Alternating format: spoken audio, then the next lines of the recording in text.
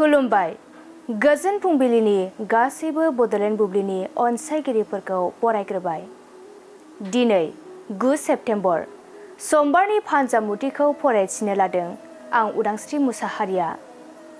फानजामुथिनि गिबियाव दं मेष राशि रांखावरि आरजिना लानो हागोन, बेफार फालांगियाव मुलाम्फा गोनां जागोन।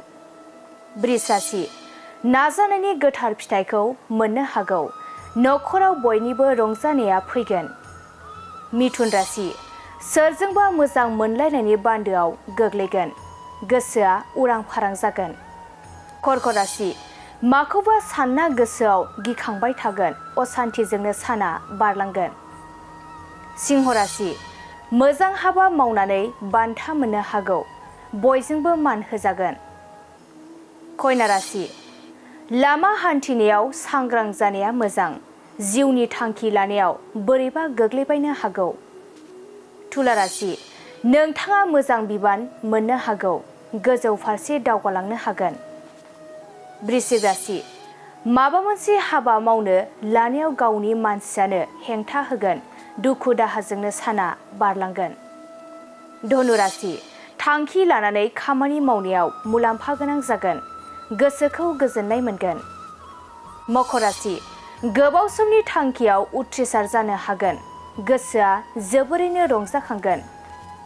कुम्भ राशि गोरोन्थि हाबा मावना बयजोंबो निन्दा होजागोन, गुबुननि गाज्रि नोजोराव गोग्लैगोन।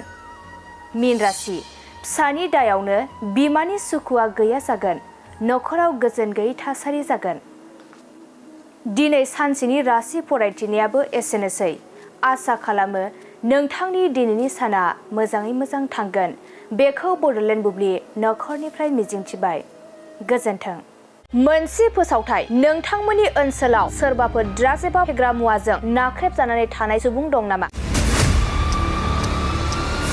जुदि नोंथांमोननि ओनसोलाव सोरबाफोर ड्राग्स एबा फेग्रा मुवाजों नाख्रेबजानानै थानाय सुबुं दं, अब्ला नोंथांमोननि थाखाय मोनसे मोजां खौरां। ड्राग्स एबा फेग्रा मुवाजों नाख्रेबजानानै थानाय सुबुंफोरखौ फाहामथाय होनो थाखाय नोंथांमोननि गेजेराव लानानै फैदों मोनसे रिभाइभ रिहाबिलिटेसन सेन्टार। जुदि नोंथांनि नखराव आरो नोंथांनि ओनसोलाव सोरबाफोर ड्राग्स एबा फेग्रा मुवाजों नाख्रेबजानानै दं, अब्ला नोंथाङा रिभाइभ रिहाबिलिटेसन सेन्टाराव फाहामथाय होफैनो हागोन।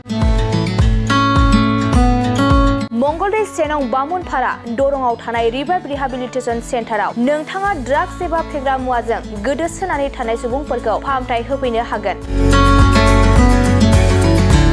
नोंथाङा नोंथांनि ओनसोलनि फेग्रा मुवाजों गोदोनानै थानाय सुबुंफोरखौ बे रिभाइभ रिहाबिलिटेसन सेन्टाराव फाहामथाय होनानै सासे राफोद आरो मोजां सुबुं खालामनो हागोन।